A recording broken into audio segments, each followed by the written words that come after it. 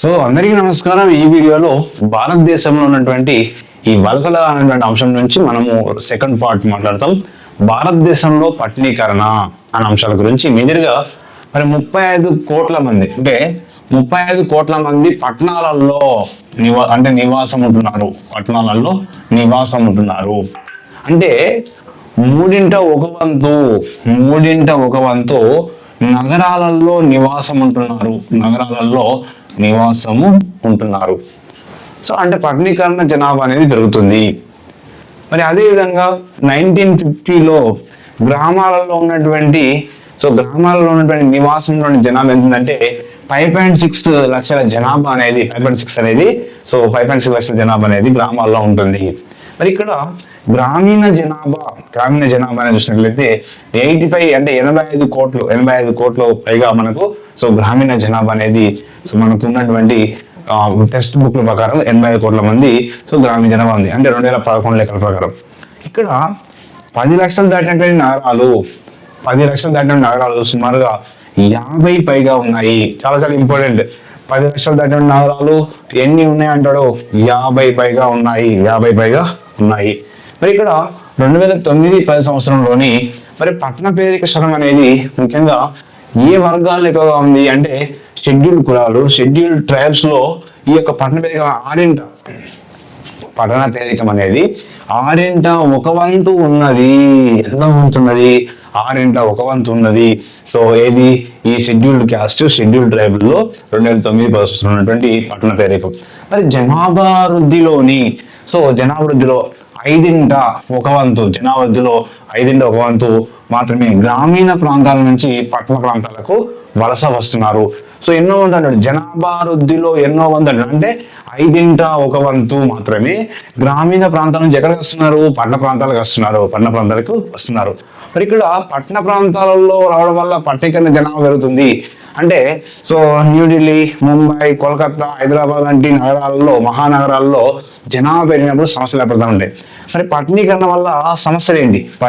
ఉన్నటువంటి సమస్యలు ఏంటి అంటే కాలుష్యం పెరుగుతుంది, మరియు వాహనాల సంఖ్య పెరుగుతుంది. వాహనాలు పెరగడం వల్ల అక్కడ ట్రాఫిక్ కూడా రద్దీ ఏర్పడుతుంది, కాలుష్యం పెరుగుతుంది.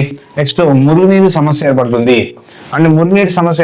నెక్స్ట్ ఆరోగ్య సమస్యలు, ఈ రకాలైనటువంటి కాలుష్యం అంటే ఈ కాలుష్యం వల్ల మరియు ఈ నీటి కాలుష్యం వల్ల మరియు ఆరోగ్య సమస్యలు రావడానికి అవకాశం ఉంటుంది. నీటి సరఫరా విషయంలో కూడా సమస్యలు ఉంటాయి. మంచినీరు సరిగ్గా అందకపోవడం, మంచినీరులో అనేక రకమైనటువంటి కలుషితమైనటువంటి నీరు అనేది అందే అవకాశం ఉంటుంది. కాబట్టి పట్టణీకరణ వల్ల అనేక రకమైనటువంటి సమస్యలు ఉండడానికి అవకాశం ఉంది. నెక్స్ట్ ఏమన్నాడు? ఇక్కడ ఎరిట్రోపాలిస్ లేదా ఎరిట్రోపాలిటన్ అంటారు, ఎరిట్రోపాలిస్ అంటారు. కాబట్టి విమానాశ్రయ నగరాలు అంటే ఏంటి లేదా ఎరిట్రోపాలిస్ నగరాలు అంటే ఏంటి సార్ అంటే ఏ ప్రాంతంలో అయితే లేదా విమానాశ్రయ ప్రాంతాల దగ్గరలో అంటే విమానాశ్రయ ప్రాంతాలు ఉంటాయి లేదా విమానాశ్రయాల చుట్టూ ఉన్నటువంటి నివాస ప్రాంతాలను ఆ నివాస ప్రాంతాలను ఏంటంటే ఎరిట్రోపాలిస్ అంటాం లేదా విమానాశ్రయ నగరాలు అంటాం. అంటే ఆ విమానాశ్రయం చుట్టూ భవనాలు ఉంటాయి అన్నట్టు, అంటే నివాసాలు ఉంటాయి. ఎగ్జాంపుల్ కెంపేగౌడ అంతర్జాతీయ విమానాశ్రయము. కెంపేగౌడ అంతర్జాతీయ విమానాశ్రయం ఏ రాష్ట్రంలో ఉంది? బెంగళూరు అంటే కర్ణాటక రాష్ట్రంలో ఉంది. కర్ణాటక రాష్ట్రంలోని బెంగళూరులో ఉంది. కర్ణాటక రాష్ట్రంలోని బెంగళూరులో ఉంది. ఇందిరాగాంధీ అంతర్జాతీయ విమానాశ్రయము న్యూఢిల్లీలో ఉంది. అంటే ఈ విమానాశ్రయం చుట్టూ కూడా భవనాలు ఏర్పడతాయి, నివాస ప్రాంతాలు ఏర్పడతాయి. కాబట్టి వీటిని ఎరిట్రోపాలిస్ నగరాలను పిలుస్తూ ఉంటాం. మరి రాజీవ్ గాంధీ అంతర్జాతీయ విమానాశ్రయము ఎక్కడ ఉంది? హైదరాబాద్ లో ఉంది. అంటే ఇది తెలంగాణ రాష్ట్రంలో ఉంది. మరి ఇక్కడ సువర్ణభూమి అంతర్జాతీయ విమానాశ్రయము బ్యాంకాక్ లో ఉంది. అక్కడ ఉంది, బ్యాంకాక్ లో ఉంది. థాయిలాండ్. మరి ఇక్కడ అంటే బ్యాంకాక్ దేశంలో థాయిలాండ్ లో ఉన్నాడు. దుబాయ్ అంతర్జాతీయ విమానాశ్రయము దుబాయ్ లో ఉంది. యుఏఈ అంటే యునైటెడ్ అరబ్ ఎమిరేట్స్ లో మనకు సో దుబాయ్ లో ఉన్నటువంటి విమానాశ్రయం. నెక్స్ట్ కైరో అంతర్జాతీయ విమానాశ్రయం. మరి ఈ కైరో దేశంలో మరి ఈజిప్ట్ లో ఉంది. ముఖ్యంగా కైరో నగరం అంటే ఇక్కడ సార్ అంటే కైరో నగరం మరియు ఈజిప్ట్ యొక్క దేశంలో ఉంది ఈ కైరో అంతర్జాతీయ విమానాశ్రయం. నెక్స్ట్ లండన్ ఇత్రూ విమానాశ్రయము లండన్ నగరంలో ఉంది. అంటే యూకే యునైటెడ్ కింగ్డమ్ అంటే సో ఇంగ్లాండ్ దేశంలో అన్నట్టు. ఇక్కడ ఏం దేశము? సో ఇంగ్లాండ్ దేశంలో ఉంది. రైట్. మరి ఇక్కడ వలసలు గల కారణాలు ఏంటి? వలస వెళ్ళడానికి గల కారణాలు ఏంటి అంటే విద్య కోసం వలస వెళ్తున్నారు. విద్య కోసం, ఉపాధి కోసం. దేనికోసము? ఉపాధి కోసం వలస వెళ్తున్నారు. మెరుగైన అవకాశాల కోసం అంటే వలస వెళ్తున్నారు. వివాహం వల్ల వలస వెళ్తున్నారు. వలస వెళ్తున్నారు. వ్యాపారం వల్ల వలస వెళ్తున్నారు. వైద్యం కోసము వలస వెళ్తున్నారు. నెక్స్ట్ ఆర్థిక కారణాల వల్ల, సామాజిక కారణాల వల్ల, రాజకీయ కారణాల వల్ల ఈ కారణాల వల్ల వలసలు అనేది వెళ్తా ఉన్నారు. నెక్స్ట్ మరి ఇక్కడ 2011 సంవత్సరంలో మరి ఎంత 2011 సంవత్సరంలో ఎన్ని కోట్ల మంది అంటే 30.7 కోట్ల మంది వలస వెళ్తున్నారు విదేశాలకు. 2011 సంవత్సరంలో విదేశాలకు ఎంతమంది వలస వెళ్తున్నారు? 2011 సంవత్సరంలో విదేశాలకు 30.7 కోట్ల మంది విదేశాలకు వలస వెళ్తున్నారు. మరి ఇక్కడ కాలాలు మరి ఇక్కడ ఇందులో ఉన్నటువంటి వలసలు రకాలుగా ఉన్నాయి. అంటే కాలానుగుణంగా తాత్కాలిక వలసలు అంటాం. తాత్కాలిక వలసలు అంటే అవసరం నిమిత్తం లేదా ఇది అవసరాల కోసము తాత్కాలిక వలసలు, లేదా అంటే స్వల్పకాలంలో జరిగేటువంటి అన్ని కూడా తాత్కాలిక వలసలు అంటాం.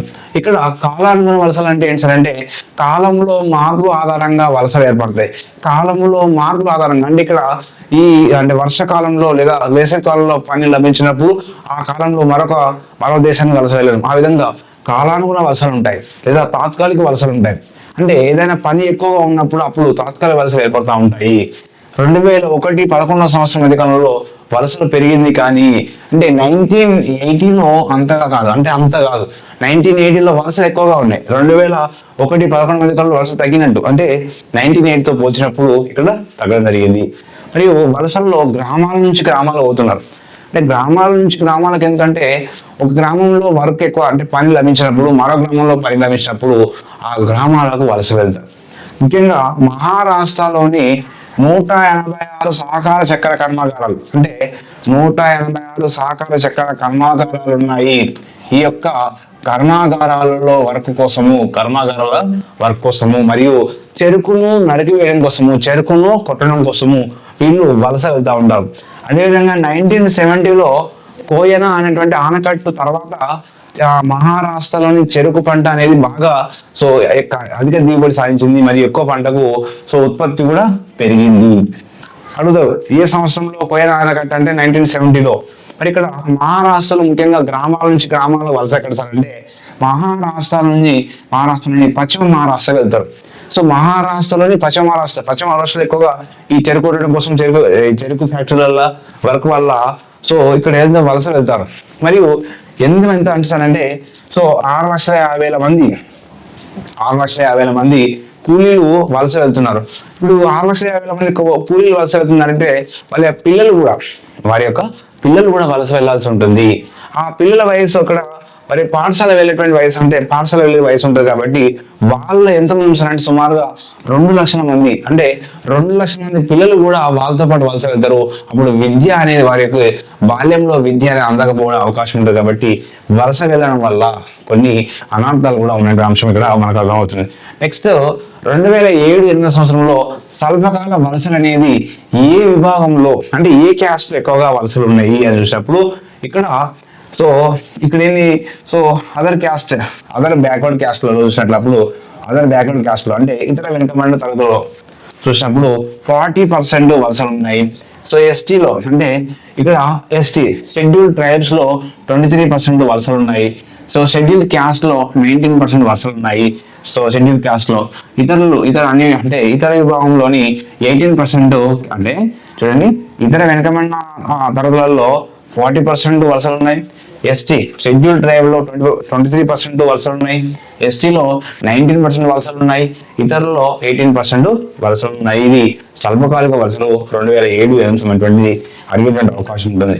నెక్స్ట్ గ్రామాల నుంచి పట్టణాలకు వలస వెళ్తున్నారు. మరి గ్రామాల నుంచి పట్టణాలకు వెళ్తున్నప్పుడు ముఖ్యంగా వీళ్ళందరూ కూడా ప్రభుత్వ రంగంలో కాకుండా ప్రైవేట్ రంగంలో మరియు పెయింటర్స్ గాను, కూలీలు గాను, అడ్డ కూలీలు గాను, భవన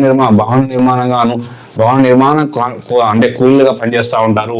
ఇక్కడ ఆ వ్యవస్థీకృత రంగంలో అంటే అనార్గనైజ్ సెక్టార్లో వీళ్ళు వర్క్ చేస్తున్నారు. అంటే వీళ్ళు అందులో ఏమంటారు, భవన నిర్మాణ కార్మికులు గాను మరియు రోడ్ నిర్మాణంలోను, నెక్స్ట్ ఇంకా ఏంటి సార్ అంటే ఆ పట్టణాలలో ఉన్నటువంటి ఇళ్ల నిర్మాణంలోను పెయింటర్స్ గాను మరియు ప్లంబింగ్ వర్క్ కానీ రకాల పనులు చేస్తూ ఉంటారు. మరి ఇక్కడ ఈ గ్రామాల నుంచి పట్టణాలు వెళ్ళినప్పుడు వారి సమస్యలు కూడా ఎదుర్కోవాల్సి వస్తుంది. వాళ్ళు మురికివాడలలోనూ అనారోగ్య సమస్యలు కూడా ఏర్పడేటువంటి అవకాశం అనేది ఉంటుంది. మరి అంతర్జాతీయ వలసలు అన్నారు. అంతర్జాతీయ వలసలు అంటే ఏంటి? ఒక దేశం నుంచి మరో దేశానికి వెళ్ళేటువంటి వలసలు అంతర్జాతీయ వలసలు. అంటే ముఖ్యంగా యుఎన్ఓ ఏం చెప్పిందంటే, యుఎన్ఓ ప్రకారము 20 కోట్ల మంది సుమారుగా ఈ యొక్క అంతర్జాతీయ వలసలు జరుగుతున్నాయి. ప్రపంచవ్యాప్తంగా 20 కోట్ల మంది వలసలు అనేది జరుగుతూ ఉంది. ఇందులో 7 కోట్ల కంటే ఎక్కువ అభివృద్ధి చెందుతున్న దేశాల నుంచి అభివృద్ధి చెందుతున్న దేశాలకే వలస వెళ్తున్నారు. అడుగుతాడు, అభివృద్ధి చెందుతున్న దేశాలకు చెందుతున్న దేశాల నుంచి అభివృద్ధి దేశాలకు ఎన్ని కోట్ల మంది వలస వెళ్తున్నారు? 7 కోట్ల మంది కంటే ఎక్కువ వెళ్తున్నారు. నెక్స్ట్ భారతదేశంలో ఉన్నటువంటి వలసలు చూసినప్పుడు 2 రకాలుగా ఉంది. ఒకటి ఏంటి సార్ అంటే సాంకేతిక నైపుణ్యము, వృత్తి అనుభవం ఆధారంగా వలసలు ఉన్నాయి. రెండవది ఏంటి సార్ అంటే చాలా ఇంపార్టెంట్, 2 రకమైన సార్ అంటే ఇక్కడ అంటే వృత్తి నైపుణ్యం లేని వారు ఇక్కడ ఎవరండి? వృత్తి నైపుణ్యము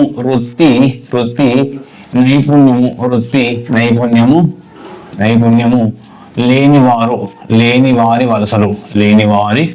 వలసలు అనేటువంటి 2 రకాలుగా ఉన్నాయి. అంటే ఇక్కడ చూసినట్లయితే సాంకేతిక నైపుణ్యము, వృత్తి అనుభవం ఉన్నటువంటి వలసలు చూసినట్లయితే ఏ దేశాలకు వెళ్తున్నారు ఎక్కువగా? అమెరికా ఇక్కడ చూసినట్లయితే అమెరికా, కెనడా, ఇంగ్లాండ్, ఆస్ట్రేలియా లాంటి దేశాలకు ఈ అంటే సాంకేతిక నైపుణ్యం, వృత్తి అనుభవం ఉన్న వాళ్ళు అమెరికా, కెనడా, ఇంగ్లాండ్, ఆస్ట్రేలియా లాంటి దేశాలకు వెళ్తున్నారు. ముఖ్యంగా ఇండియా నుంచి వృత్తి నిపుణులు అంటే ముఖ్యంగా డాక్టర్స్ అనేటువంటిది, ఇంజనీరింగ్ సంబంధించినటువంటి ఇట్లా ఈ వృత్తి నిపుణులు అందరూ కూడా ఏ దేశాలకు వెళ్తున్నారంటే జర్మనీ దేశానికి, నార్వే దేశానికి, జపాన్ దేశాలకు ఈ వృత్తి నిపుణులు ఎక్కువ వెళ్తున్నారు. వృత్తి నిపుణులు ఏ దేశాలకు ఎక్కువ వెళ్తున్నారో జర్మనీ, నార్వే, జపాన్ దేశాలకు వెళ్తున్నారు. మరి ఇక్కడ 1950లో వలసలు భారతదేశం నుంచి వలసలున్నట్లయితే 10,000 ఉన్నాయి. మరి ఇక్కడ 1990లో వలసలు ఎంత పెరిగినాయి? 60,000కు పెరిగింది. మరి ఇక్కడ ఈ 2వ రకం వలసలన్నీ కూడా, మొదటి రకం అన్ని కూడా అభివృద్ధి చెందిన దేశాలు వెళ్తున్నాయి. ముఖ్యంగా టెక్నాలజీ ఉన్న వాళ్ళు, అంటే సాంకేతిక నైపుణ్యం వాళ్ళు, వృత్తి అనుభవం ఉన్న వాళ్ళు ఎక్కువగా ఈ దేశాలకు వెళ్తున్నారు. మరి ఇక్కడ వృత్తి నైపుణ్యం లేని వారు ఇది ఎక్కువగా ఏ దేశాలకు వెళ్తున్నారంటే చమురు ఎగుమతి దేశాలకు వలస వెళ్తున్నారు. అంటే పశ్చిమాసియా దేశాలకు, అంటే సౌదీ అరేబియా, ఇరాక్, ఇరాన్ ఇలాంటి దేశాలకు వెళ్తూ ఉన్నారు. మరి ఇండియా నుంచి 30 లక్షల మంది ఎక్కడ వెళ్తున్నారు? ఇక్కడ సౌదీ అరేబియా, యుఏఈ అంటే యుఏఈ దేశాలకు వెళ్తా ఉన్నారు. సుమారు ఎంత?